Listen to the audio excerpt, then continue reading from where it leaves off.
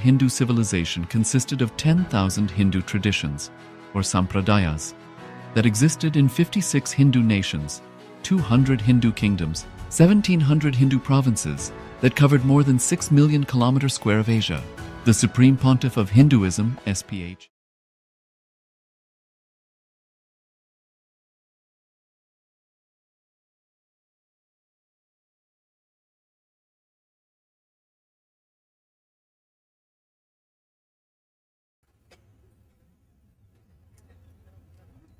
My message for all of you today is only one word, one phrase: live enlightenment.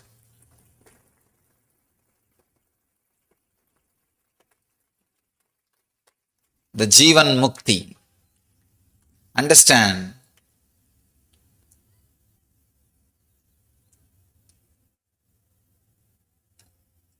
this year, let us all dedicate it to live enlightenment. Come whatever may.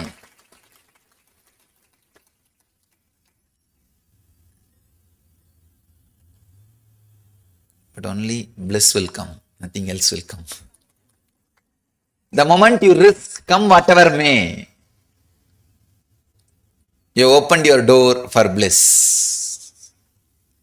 Because the moment you say, come whatever may, you accepted the whole.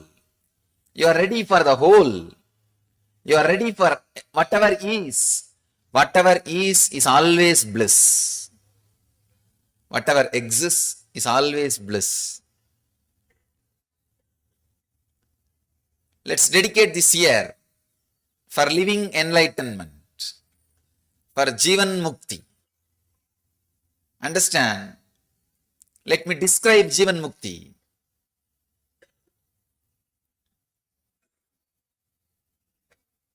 Conflict-free life in the inner world and the outer world. Conflict-free living.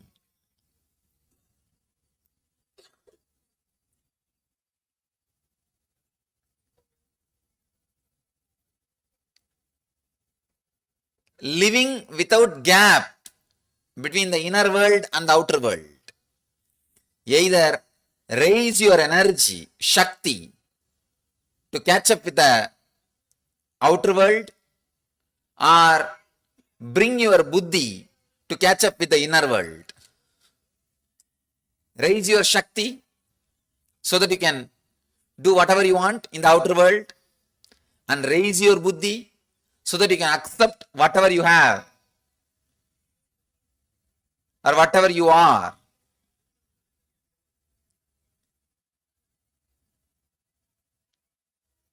Through any one process, integrate yourself. Please understand, living an integrated life is what I call living enlightenment. Continuously living conflict-free life.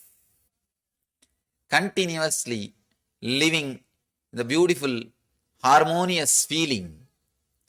Continuously living in a deep feeling connection with the whole existence, with whatever is what I call living enlightenment.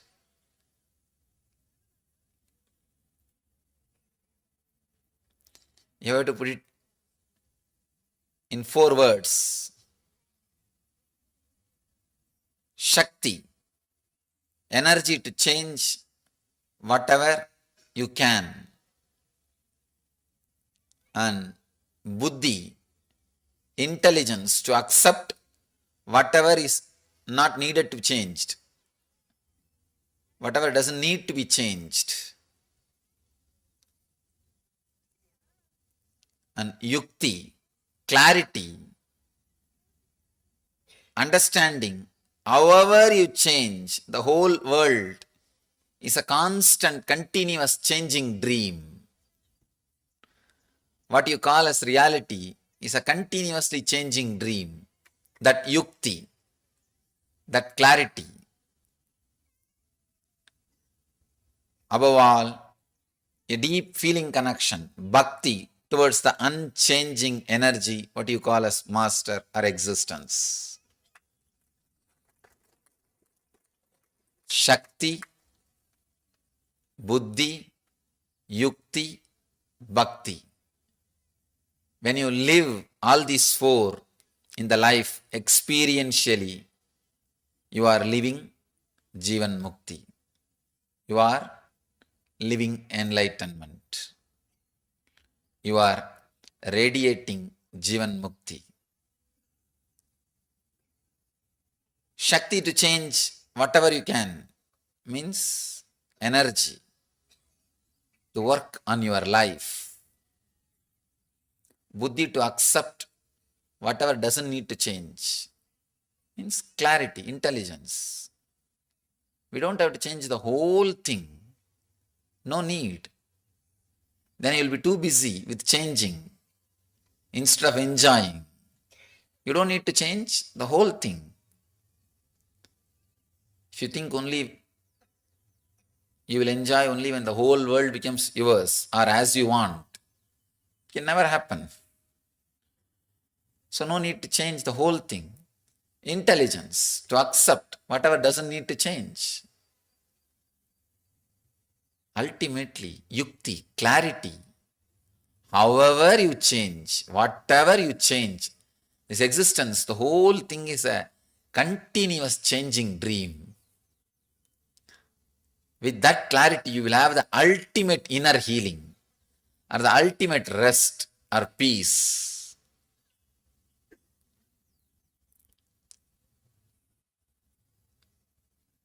When you have that clarity, however you try, whatever you change, the whole existence is a continuous dream which changes.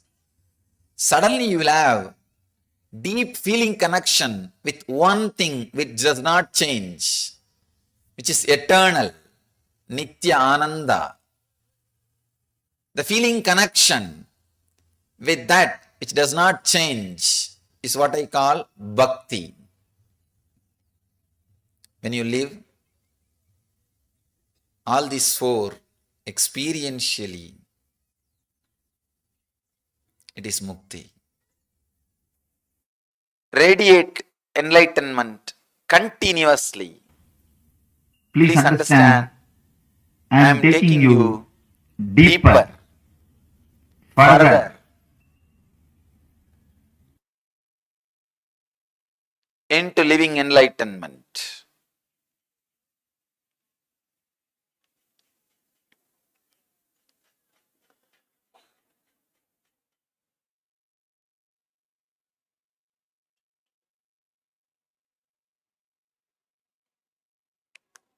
Radiating, the very word is so active, alive.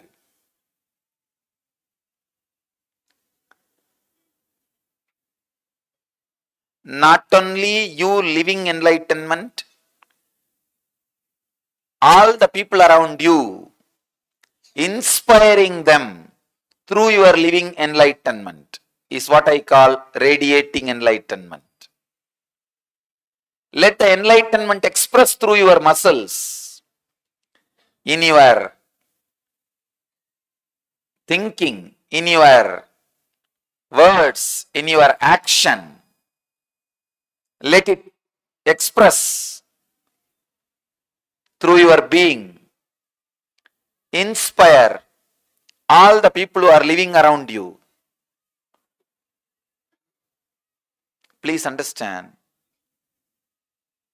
the world is mirror for you. Whatever world experiences about you,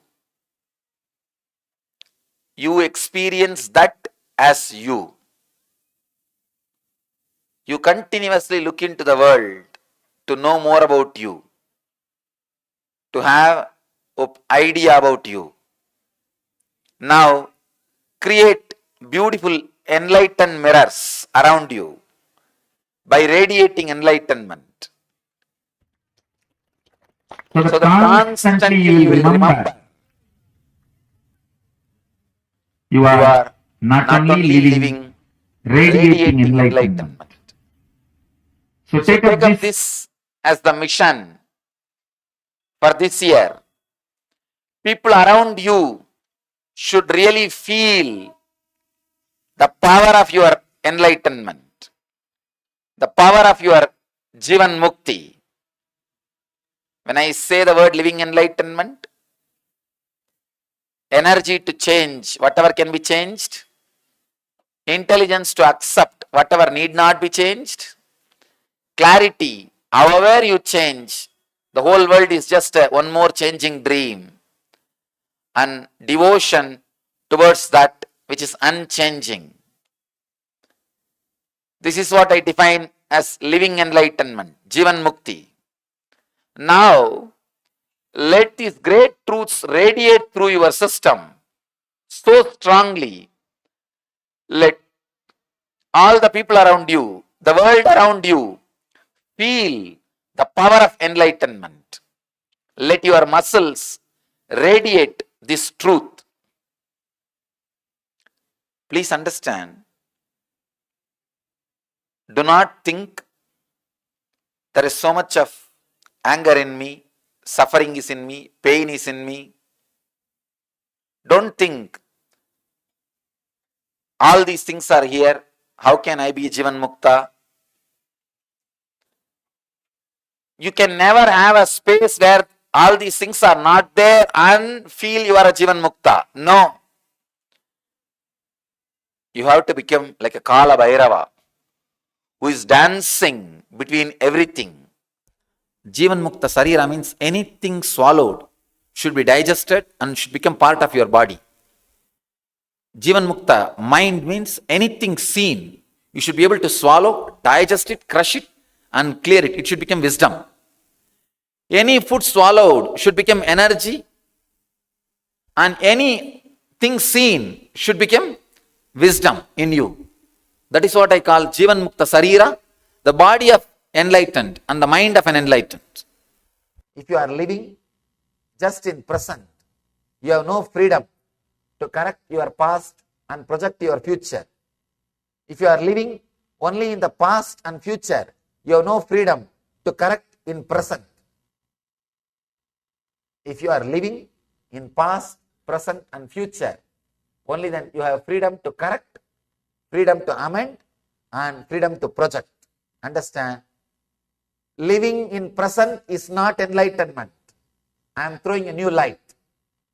I am breaking one ice, old pot. Living in present is not enlightenment. That's what we always think. Living in past, present, future simultaneously is enlightenment. Means in your present moment, the whole past, the whole future will be present. The essence of whole past, the essence of whole future will be in the present, is what I call living enlightenment. Intensity.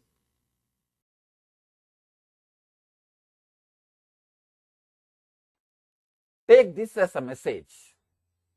This is the message for you, you all. Understand, in any situation, just remember how Swamiji will behave, how Swamiji will react, how Swamiji will face this situation. Simply you will see new door opens. This is what I call living enlightenment. Understand? You don't need anything else. This one is enough. Even while you are sitting, if thoughts are coming, if Swamiji is just sitting, what will be going on inside him? Naturally silence. Then why are you thinking? Silent. Over. Nothing else. That's all. Your mind will, if your mind says, no, I know it's true, but I can't do this, it's too much. Then you think, if Swamiji's mind says like this, how he will behave? You would have finished the mind that moment. That's all. Nothing else. That's all. Just be very clear. Carry this one message. maybe you can take this one message and let this message become life into you. The message of living enlightenment. See, understand, from the age of 10, of course, around the age of 10 only I was inspired and impressed by him. That was the time I started. But I didn't even know it's a meditation technique or it's a technique or all those things. Just it started. How he will behave? How Annamalai Swami will behave for this situation? Because many times in the house, my brothers or family will, if they start fighting for something, some share, this, that. And I'll think, how Annamalai Swami will behave? He won't even bother. Forget about it. Let them have. That's all. Because actually this is what I call relationship with master. Relationship with master is not just doing some puja or putting some flowers or worshipping him once in a while. No. Being thoroughly impressed by him. Anything comes up, fear or insecurity or greed or anger, anything comes up, just see how he will behave. Simply it will disappear. It will just disappear. A simple understanding, living enlightenment. Simple understanding enough, it will disappear. Nothing else is needed. Carry this one message. Carry this one message. See, the ordinary relationship, your relationship with master, many times I used to tell people, relationship, strong feeling connected with master is enough, you don't need any other technique. That means this is what? This is what? Not just your ordinary relationship. Your ordinary relationship, you neither try to understand me nor try to imbibe. Just it is there. Just it is there. And that is not, I can't even call that as a relationship. It's a regular, ordinary thing. Feeling connected with master means just living him. Living master. When you live the master, only then you feel connected to him. Only then you are expanding. Only then something is happening in you. Once the man woke up from his bed early morning. As soon as he woke up, he saw his eyes have bulged, ears have protruded, heavy pain in the neck. Eyes have bulged, ears have protruded, heavy pain in the neck. Immediately he rushed to the doctor, who diagnosed, checked him thoroughly, and gave him some prescription and a warning. He said, it is a very serious problem. You should take these medicines for 6 months without even one day gap. The side effect of this will be you will lose all your hair. The man religiously, without even missing one day, took all the medicines. The side effect, losing all the hair happened, but not the main effect. The problem continued. He went to the next doctor. Next doctor tried his best. He told, I think there is some serious problem in your left arm. It has to be amputated. What connection is there between the eyes and the ears or the left arm, only God knows.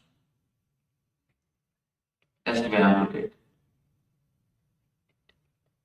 The suffering is so much, the man could not say anything except yes. He allowed his hand is amputated. After the surgery, 3 months he was alright. After 3 months, again the problem started. Problem continued. Then he went to the third doctor. who declared we couldn't diagnose the problem, we couldn't find the reason for it. Hope you may be alive only one more month. The same situation continues, you will be alive only one more month. When he came to know that he will be alive only one more month, he was totally depressed. After 2-3 days, he recovered and decided to live his life. Wherever it is possible, whatever way it is possible, he started taking all types of loans. And he decided he is going to live only one more month. First choice.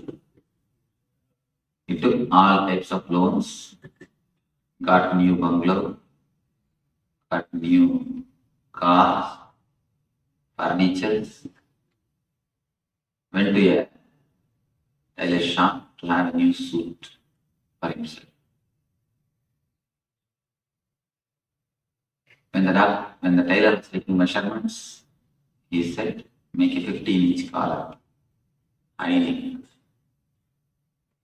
Tailor said, no, for your size it has to be 18-inch. Man argued, no, what do you know? Last 6 months I made him only 15-inch.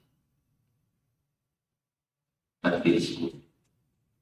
Tailor said, do you know, instead of 18, if you wear 15, what will happen? Man, what will happen? Your eyes will bulge, ears will protrude. Nothing else. Your whole life, whatever solution you are trying to find from the outer world, it is just like this story. If you have missed the story, don't worry. Don't miss the laughter. I think she was encouraging. Even if you miss the story, don't miss the laughter. One more story, just dedicated to you.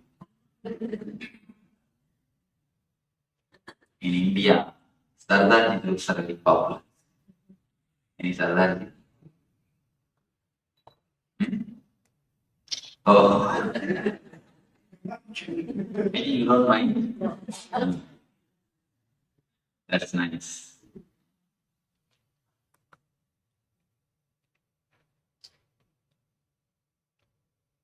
There is a competition.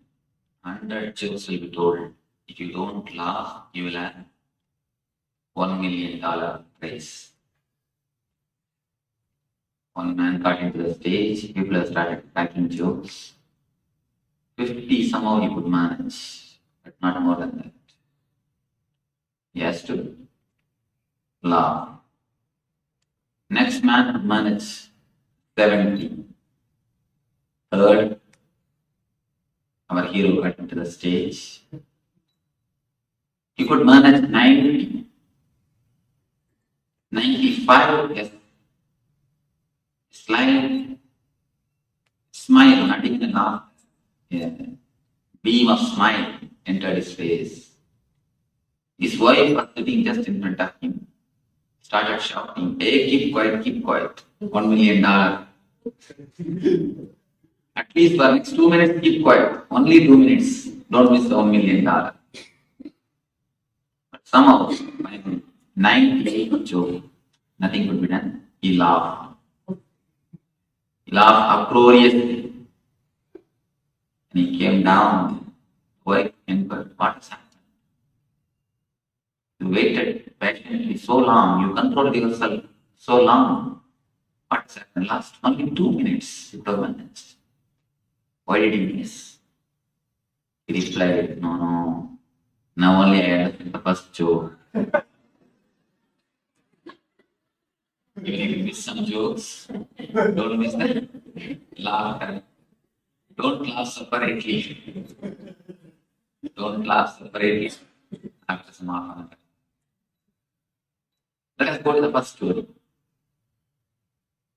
Our life is nothing but the first story. The problem is just here, 2 inch, 2-3 inch. But you go around searching for solutions. You search exactly where the solution cannot be found. You search everywhere except yourself.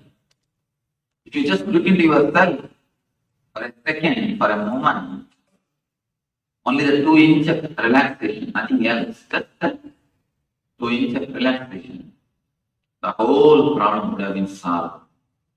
That would be not only solved, resolved. Instead of that, you go on asking for solution from all possible astrologers, all possible temples, all possible masters, all possible palm readers, or whatever way it is possible, you try to find solutions. Go on searching for solutions in so many places, so many ways. But except looking into yourself, you just look into yourself for a moment. But I don't say to enter into your being totally, just for a moment. Then you will see so many things get transformed by itself. These 2 days, you are not going to do anything else except looking into yourself. You are given place, no, space to look into yourself. Just to look, just to see, just to turn inwards. You are given a chance, time and space to look into your system, into your being. So here, I wanted to give you a few tips to use these 2 days maximum. Few points to be remembered to have the maximum benefit, to have best out of this 2 days program. The program is called Ananda Spurana. The meaning of the word is bliss flowering. In the Spurana word, exactly there's no translation. It can be translated as a fountain. Like a fountain, bliss or the energy is continuously bubbling in you, flowing in you, happening in you. Only thing, you hide it. You don't let it happen to you. Now, for these 2 days, you are asked, you are requested to take away your hands. Allow that joy to happen. Allow that bliss to happen. Just to have a taste of the ananda, taste of the bliss. The program is designed to have a taste of your inner being, taste of your inner bliss. You can attend this program in 3 ways. One is just intellectually. If you just take this class as an intellectual class, you will learn a lot. You will learn a lot. Intellectually means just sitting with your head, nothing else. Just your head will be concentrated. If you want to take the intellectual knowledge, just the head is enough. Nothing else is necessary. You don't need anything else. If you are alert without sleeping in the class, that's enough. Nothing much is necessary. If you feel like sleeping, the last row is reserved for you. You can go there, sit and sleep. Please don't sleep inside the class. Not for your sake, at least for my sake. Why I say my sake? A small story. Once, a taxi driver from Chennai, anybody who had been to Chennai, who lived in Chennai? Then you will understand. Taxi driver in Chennai, they lead you directly to hell. Straight way to hell. They don't take you by shortcut. They don't take you by the long route. Direct way to hell. If you are expectant mother, Never sit in Chennai taxi. And roads are also specially designed. Roads are also specially designed. The drivers are specially trained. Anyhow,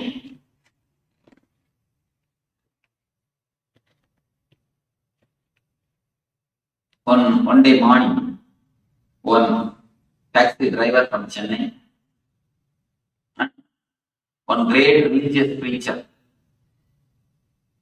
both of them died, directly went to the court of Yamadharma. All of you understand Yamadharma means he is the man who gives judgment. For people from West End, he is like a Saint Peter who gives the judgment. Now I have a problem. I have to use both cultural words, but I try to manage.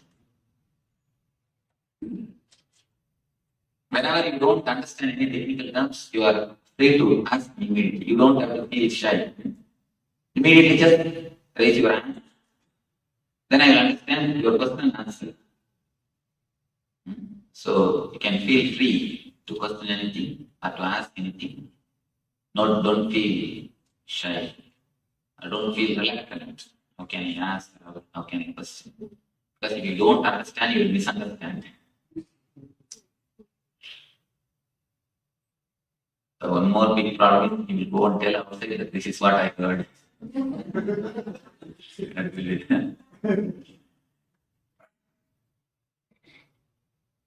Both of them, the great religious preacher and the taxi driver, both of them reached the Yama's court for judgment. First, the taxi driver pushed himself into the cabin.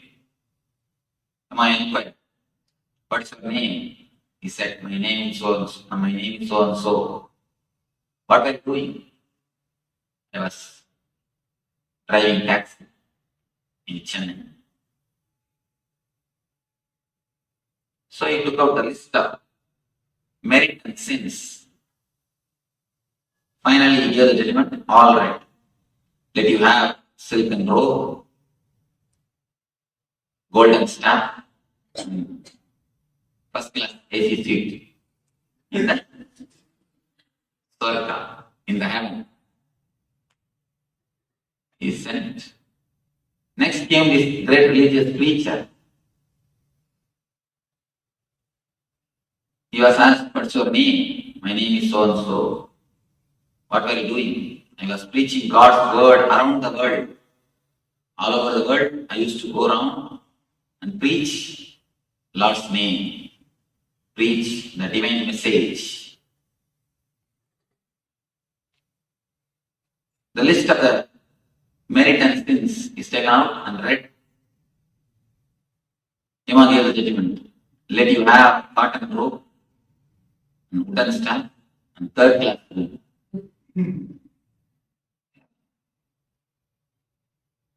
The preacher got terribly angry. Started shouting, "I'll sue you." Maybe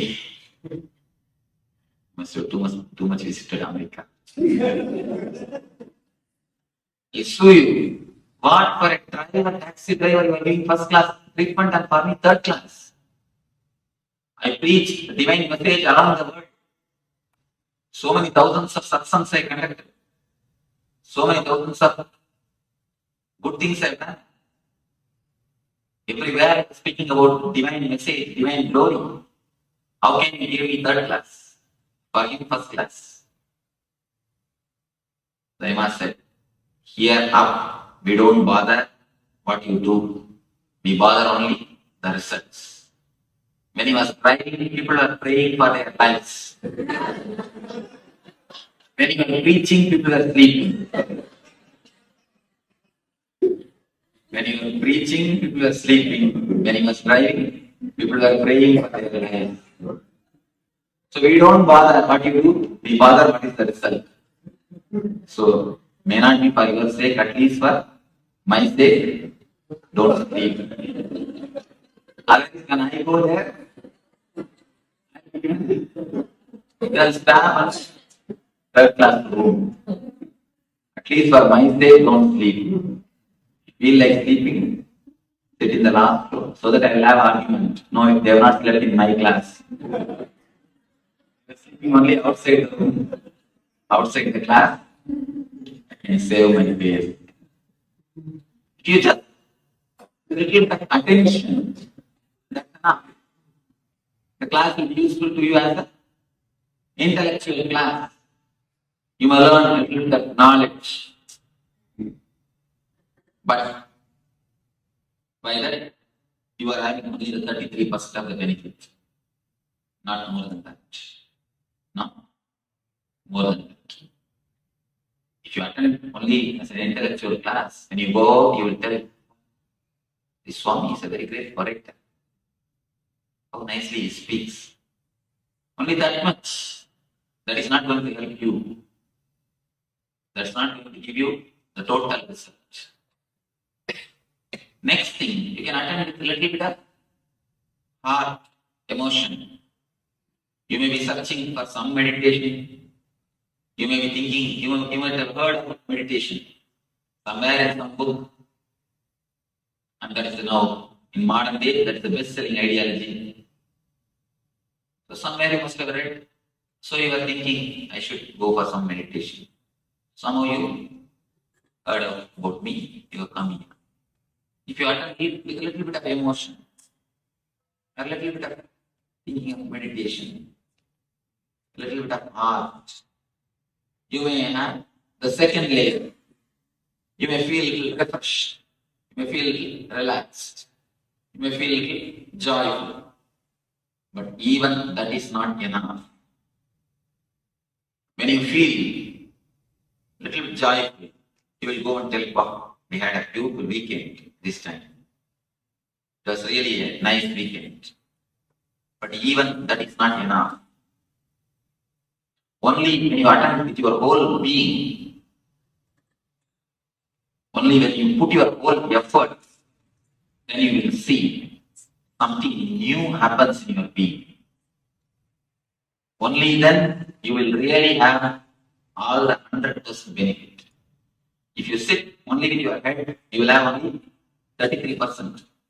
If you sit with your heart, a little bit of involvement, you will feel only 66. Only when you put your whole being 100%, you will see the total result. You will attend, you will take this as a spiritual program. The whole being can be touched. A real result can happen. Water becomes steam only at the 100th degree, never 99.9. If you put 99.9 also, it is simply useless. Put your whole, whatever efforts you have, put the whole thing and do the meditations. Put the whole thing and do the meditations. Whatever effort you have, whatever energy you have, whatever mind you have, of course you cannot get others' mind. You cannot catch others' energy. But whatever you have, put the whole effort and do it. Put the whole effort and do it. One man fell sick.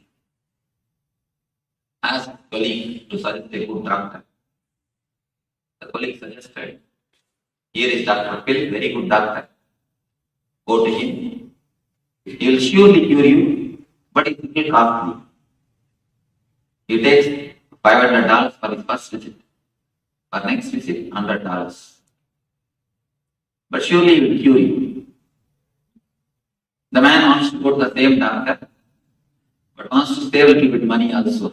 So he planned, went to the doctor, entered his cabin, told, doctor, I have come back. He acted as if he is coming for the second time. Not even for a moment doctor was duped or fooled.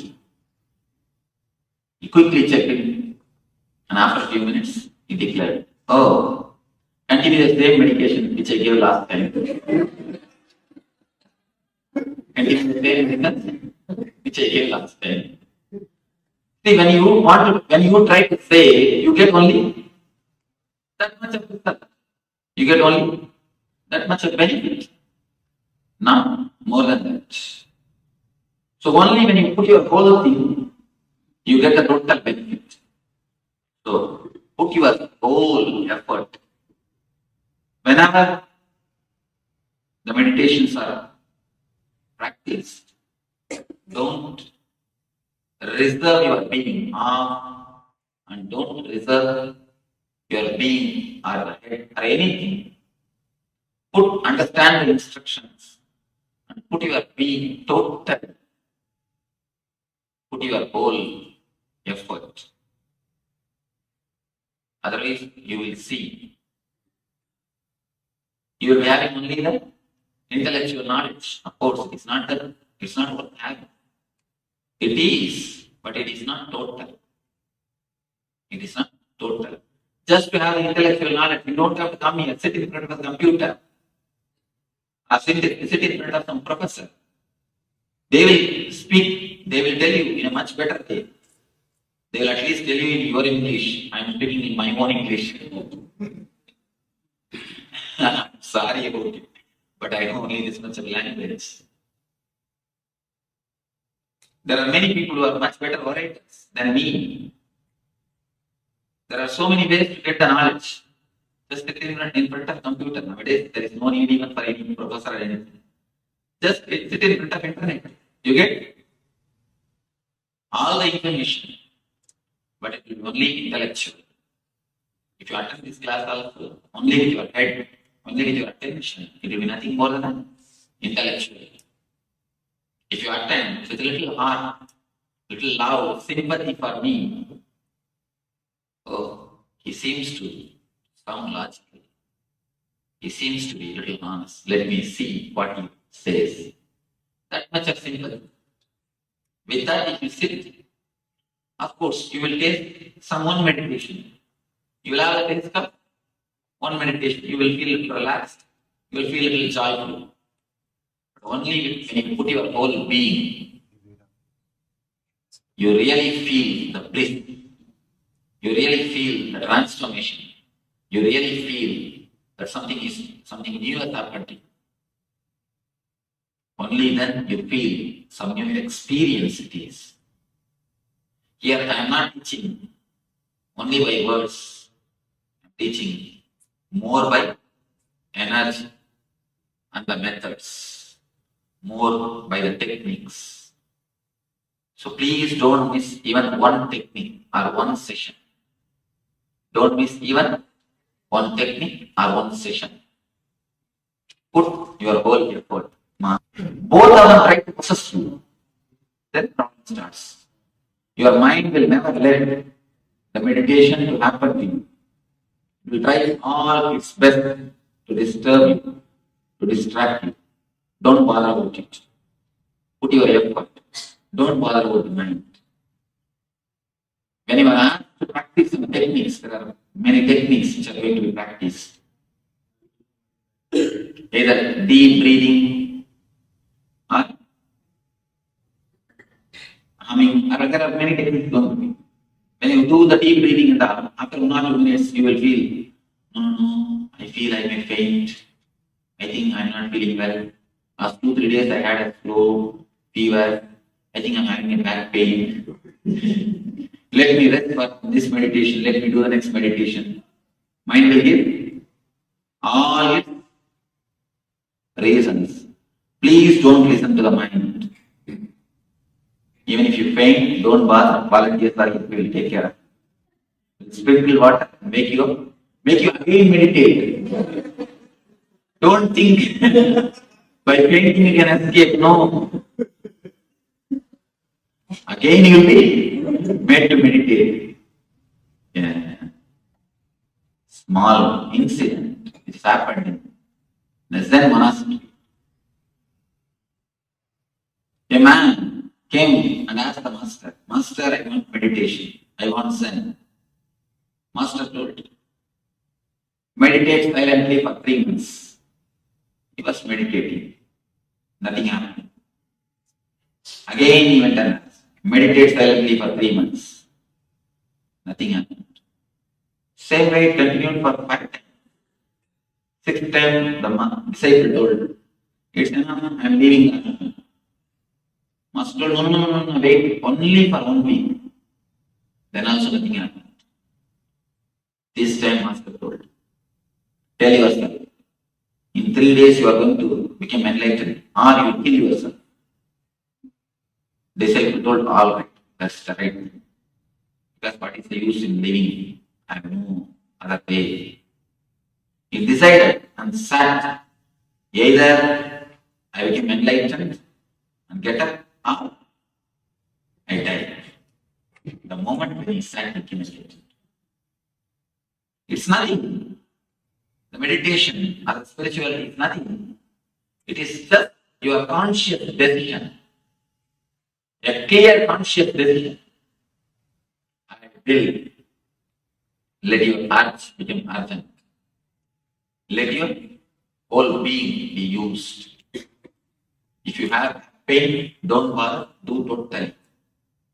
You will see the back pain disappears. Because around the world, thousands and thousands of people have practiced these meditation techniques. I have always seen. If you ask the people who attended, then you will be able to understand. You will be able to listen their experiences. Not 1 or 2. Here the Swarna was telling me, she had 15 years of back pain. It has simply disappeared. It's not there. How many months over? She's not here. I think more than 2-3 months. 2-3 months, no? Last time when you attended? 5 months over. September you came attended. You all came attended. September you attended. Now already 5 months over. She says back pain is disappeared. This is not a one case. There are thousands and thousands. Why I say is the techniques are foolproof. Don't bother about it. Put your whole effort. Don't intellectually analyze.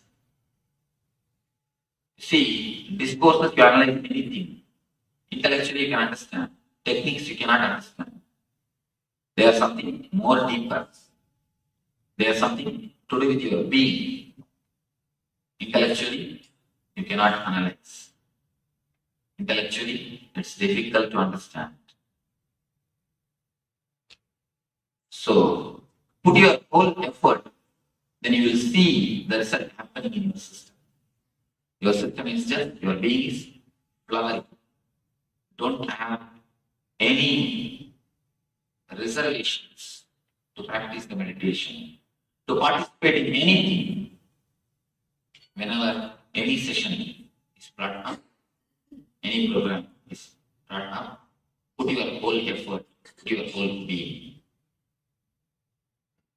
In the Zen they say, the enthusiasm, initial level, you have always enthusiasm. They say a beautiful word, honeymoon. It's from Zen. The word honeymoon is from Zen. I always tell the people, it's only honeymoon, never honey sun. Why? How long a moon will stay? How long a moon will stay? 16 days. In 16 days, it will disappear. Only 16 days is the life of the moon. 16 days is the time of the moon. Of course, for us, 16 days is the time. The emotion also will stay only for 16 days. That is why it is honeymoon, never the honey sun. They say the moon of the enthusiasm of the honeymoon, the initial enthusiasm. Anything when you start, you have a tremendous enthusiasm. Kids, when they go to the school, initially they will have a tremendous enthusiasm. Do everything with that enthusiasm. With that excitement. Do everything, try everything. With that excitement, with that sincerity, with that effort. To two, three more things. A small story from Zen. Once a king went to see the Zen master. He sent his visiting card through a disciple to the master. The card says the name of the king and below Governor of Japan. When the card was taken to the master, I have no business with such a fellow. Send him back. The master sent the card. When the card was brought back to the king, he realized his mistake, took a pencil, erased the word Governor of Japan, sent the same card with only his name. When the card was taken to the master again, oh, he said, this man, bring him here, I'm waiting to see him. When the card was sent, his name and the title, Governor of Japan, master was not ready to see him. When the card was sent only with his name, master says, bring him, I'm here to see him. So when you carry your title, you can't have Zen, you can't have meditation. Wherever we go, we carry a visiting card. Never think visiting card is this size. Visiting card is voting size, actually. We are carrying it on our head. That is why wherever we go, we get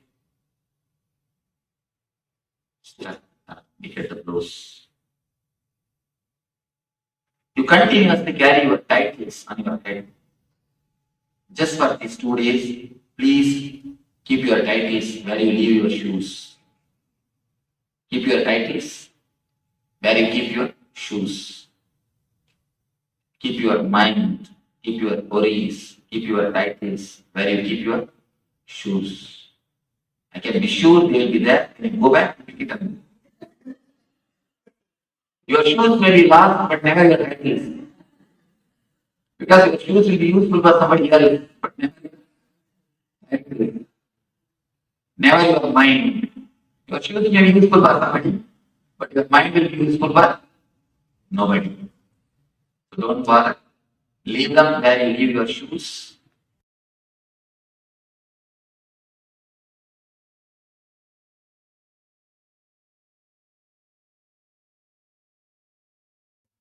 Let me introduce the word Kalpadaru. In Sanskrit, the literal translation, literal meaning, the Kalpadaru word is Sanskrit word. Literal meaning is fulfilling your wishes, the tree which fulfills your wishes. Kalpataru means, Kalpa means whatever you can visualize. Taru means the tree which fulfills it. Please understand. Fulfilling does not mean giving. There is a subtle difference. Many times, giving does not gives you fulfillment. If your desire is given, what you asked is given, the fulfillment doesn't happen. What for you asked, if that is provided, only then fulfillment happens. There is a subtle difference between what you ask and what for you ask. Many times, we achieve what we ask, but what for we ask is never achieved. I have seen people going through the depression of success. They achieve what they want: house, car, bank balance, relationship. They achieve all that. But what for they want to achieve, that they are not able to achieve. Whenever you wish for something, you always have a feeling, if I achieve this, I'll be settled. If I achieve this, I'll be settled. But after achieving that object, suddenly you realize you are not settled. You are not fulfilled. That's what I call depression of success. I've seen so many people, before achieving something, they think if I achieve that, I'll be completely fulfilled and settled. But after achieving, They are in opposite mood. Kalpadaru means which can fulfill your visualizations. Sometimes it may give what you want. Sometimes it may take you beyond what you want. Fulfillment. In each one of us, that energy, the fulfillment is there. These are all, please understand, I am not repeating the same old things which you heard or read in books. When I am saying, I am responsible for it. But now, when I say this fulfillment is inside you, I am responsible for my words. You can ask me. I am responsible for what I am talking. So please understand, I am not repeating from any book. I am not repeating from any theory. Whatever you listen from me, I am responsible for it.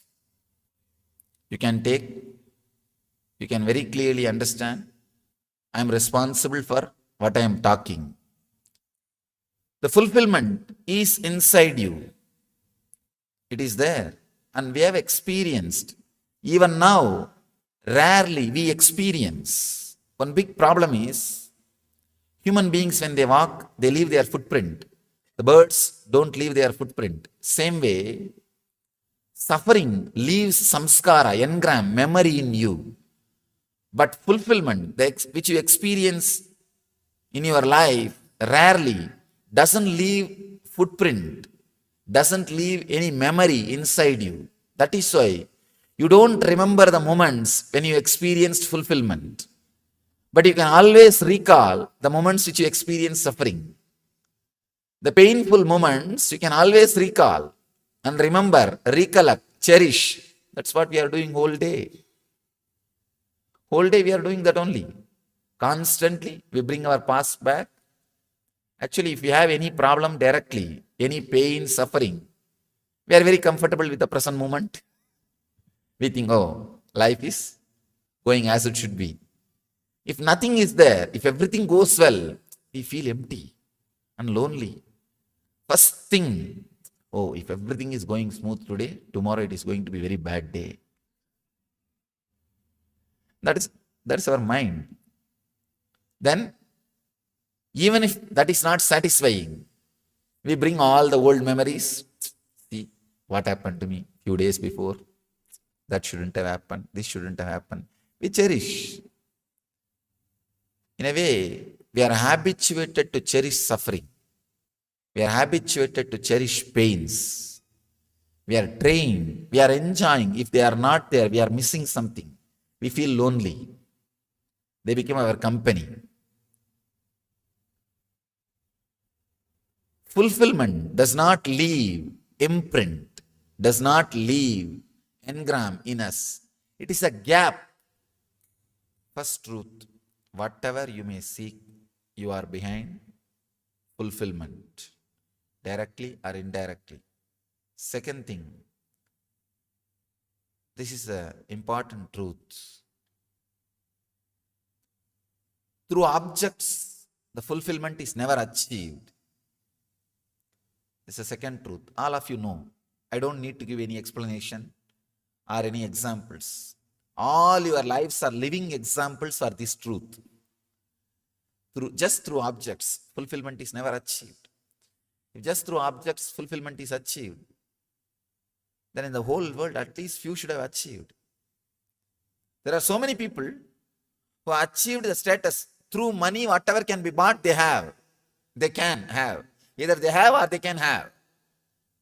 Through money, whatever can be achieved, either they have or they can have. At least that kind of people should have achieved fulfillment. It's not there. Means just through objects, fulfillment is not achieved. That is, you are a living example for that truth. Almost everyone is living example for that truth. I want to share my experience, the third truth. When you travel towards fulfillment directly, when you seek fulfillment directly, please understand, it may look little illogical, but I am sharing the straight truth, my experience with you. When you seek the fulfillment directly, suddenly the energy which is overflowing in you, all the objects which you are seeking starts traveling towards you. That is what I say. That's why I say bliss attracts fortune. The tremendous energy overflowing in you, suddenly all the objects towards which you are traveling starts traveling towards you. You start attracting different energy towards your life. See, usually if you are depressed, if you are filled with sympathy, self-pity, suddenly you will see you will be attracting the people who are abusing you, who are disturbing you, disrespecting you. You will be attracting situations, everything very abusive, very disrespectful. You are carrying the blueprint of your life. Whatever blueprint you carry, you reproduce it, you expand it and express it in the outer world. If the blueprint changes, if you are different, if your quality of awareness differs, your whole life has to change. Anyhow, today we'll internalize these truths experientially by meditating. Seeking completely changes your consciousness. When you start seeking, yoga and kshema happens to you. In Gita, Krishna says, yoga kshemam vahamyaham. That is what he means. When the energy travel, the direction of your energies travel, when it changes, yoga and kshema starts happening in you. Yoga means achieving all the objects which you are seeking. Kshema means staying with them. Are those objects staying with you? Both starts happening inside you when the seeking happens. That is what Krishna means. Yoga kshemam vahamyaham sarvadharman parityajya mam yega saranam vraja aham tva sarvabhavepyo moksha ikshyami masuchaha. It says in the 18th chapter. When you drop all the way of living and completely surrender and relax, you will see you are completely liberated. Ordinarily it looks too egoistic. How can a man who walked on the earth can liberate? Of course, now you won't feel hurt because he's not in the physical body. But if somebody who's in the physical body says, this is too much. Anyhow, another one sloka says, Ananyas chintayanto mamyechana pariyuvasate desham nityavayuktanam yogakshemam vahamyaham. Understand, when I repeat these two statements, I am responsible for it. I may be repeating, but I am responsible for both statements. When he says, Ananyas chintayanto mamyechana pariyuvasate desham nityavayuktanam yogakshemam vahamyaham, by relaxing from everything else, if you are centered on me, when he says Krishna on me, it's not just 6-foot form, seeking. A deep seeking of higher consciousness. When you turn towards higher consciousness, the seeking, yoga kshemam vahamyaham, he says, your needs, fulfillment is taken care by me. Please understand, it's truth.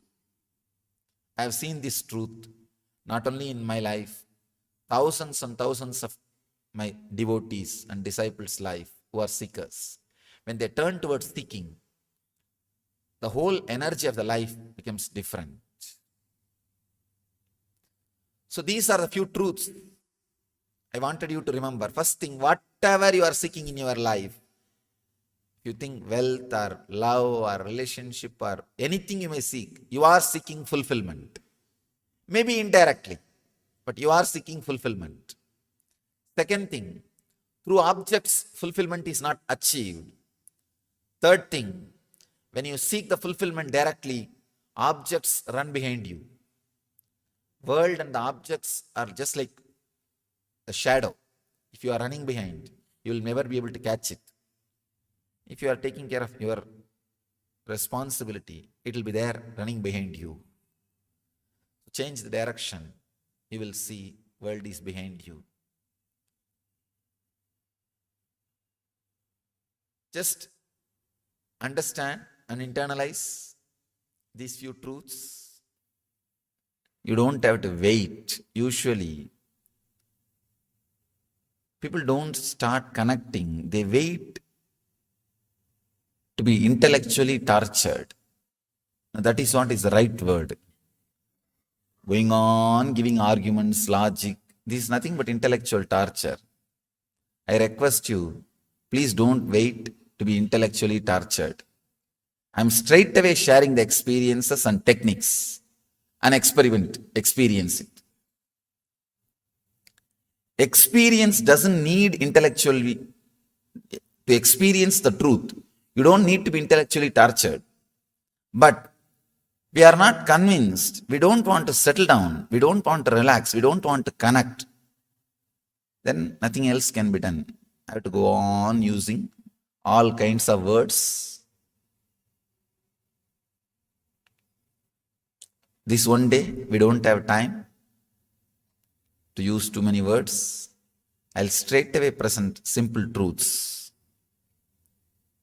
Internalize it and start meditating. Start experiencing.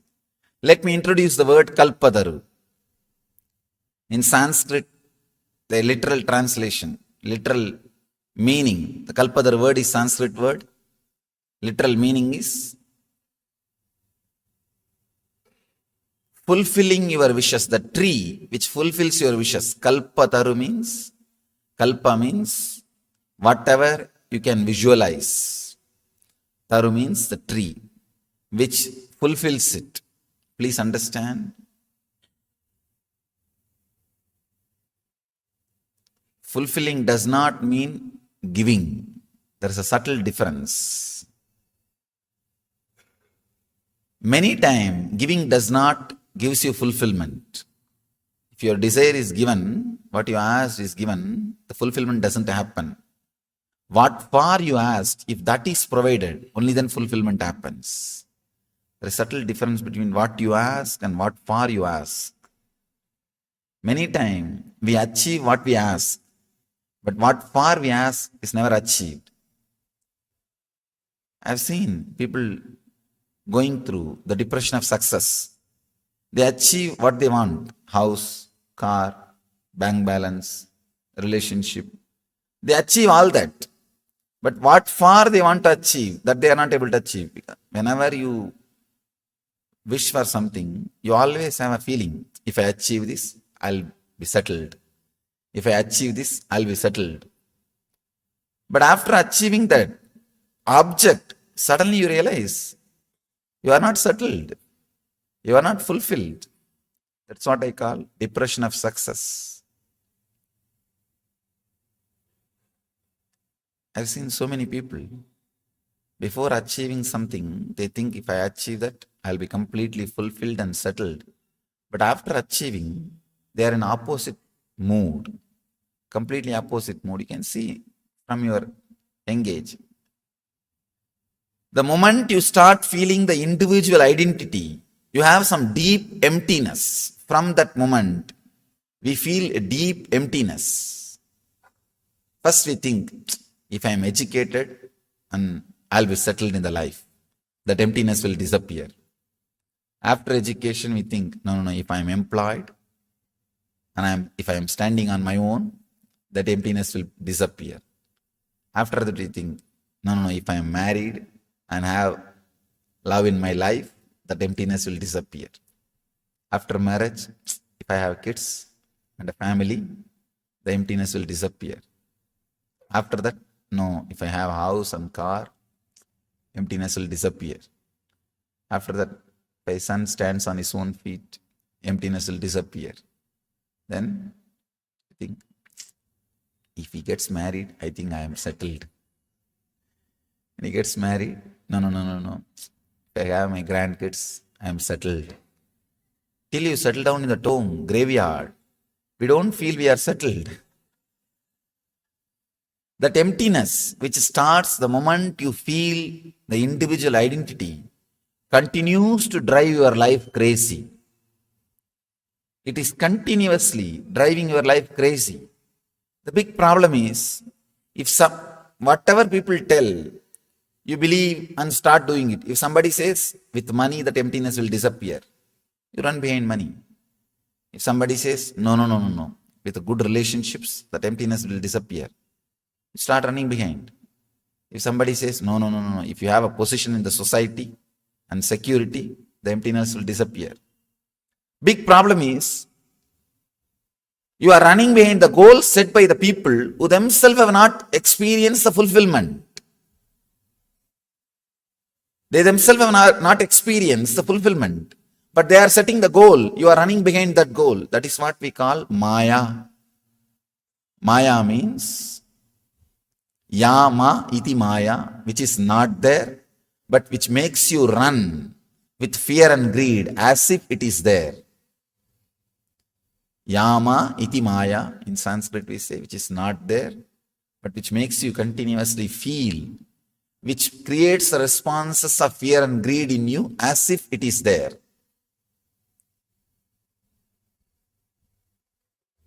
We are running behind the goals set by the people who have not experienced fulfillment by themselves. Kalpadaru means which can fulfill your visualizations. Sometimes it may give what you want. Sometimes it may take you beyond what you want. Fulfillment. In each one of us, that energy, the fulfillment is there. These are all, please understand, I am not repeating the same old things which you heard or read in books. When I am saying, I am responsible for it. Just few days before, in one meeting, somebody asked me about, in Chennai, there was a program in MMA, Madras Management Association. They asked me something about Krishna. I said, they asked me that the whole Krishna's life seems to be filled with cunningness and strategy and politics. You want us to imitate that. I told him, first, your understanding about Krishna is wrong. Second thing, even if it is right, I am not responsible for his behavior. And I am not responsible for his words. But now, when I say this fulfillment is inside you, I am responsible for my words. You can ask me. I am responsible for what I am talking. So please understand, I am not repeating from any book. I am not repeating from any theory. Whatever you listen from me, I am responsible for it. You can very clearly understand, I am responsible for what I am talking. The fulfillment is inside you. It is there. And we have experienced. Even now, rarely we experience. One big problem is, human beings, when they walk, they leave their footprint. The birds don't leave their footprint. Same way, suffering leaves samskara, engram, memory in you. But fulfillment, which you experience in your life, rarely doesn't leave footprint, doesn't leave any memory inside you. That is why you don't remember the moments when you experienced fulfillment. But you can always recall the moments which you experienced suffering. The painful moments you can always recall and remember, recollect, cherish. That's what we are doing whole day. Whole day we are doing that only. Constantly we bring our past back. Actually, if you have any problem directly, any pain, suffering, we are very comfortable with the present moment. We think, oh, life is going as it should be. If nothing is there, if everything goes well, we feel empty and lonely. First thing, oh, if everything is going smooth today, tomorrow it is going to be a very bad day. That's our mind. Then, even if that is not satisfying, we bring all the old memories. See what happened to me a few days before. That shouldn't have happened. This shouldn't have happened. We cherish. In a way, we are habituated to cherish suffering. We are habituated to cherish pains. We are trained. We are enjoying. If they are not there, we are missing something. We feel lonely. They become our company. Fulfillment does not leave imprint, does not leave engram in us. It is a gap. See, if your mind is a shaft, it's a continuous chain. Fulfillment is the moment where there is a gap. So that you can't recall the gaps. You can't remember gaps. You can't cherish the gaps. That is why we remember only the pains, sufferings. We are not able to recall, relish, enjoy, cherish the blissful moments, fulfilled moments. But please understand, if there is no fulfilled moments in your life, by now you would have committed suicide. There are moments where you are fulfilled, you are relaxed, you are settled. Only thing, your mind doesn't allow you to remember it, recall it. And another one big problem is, the fulfillment happens in you as an accident. You do not know the science of recreating it. You do not know the science of reproducing it. It happens as an accident. Sometime you are working for this, suddenly something else happens and you feel fulfilled. You don't know why it happened. You don't know the chemistry of fulfillment. All I am trying to share with you in this one day is chemistry of fulfillment, the science of fulfillment, where you can bring this moment of fulfillment again and again at your wish. Whenever you want,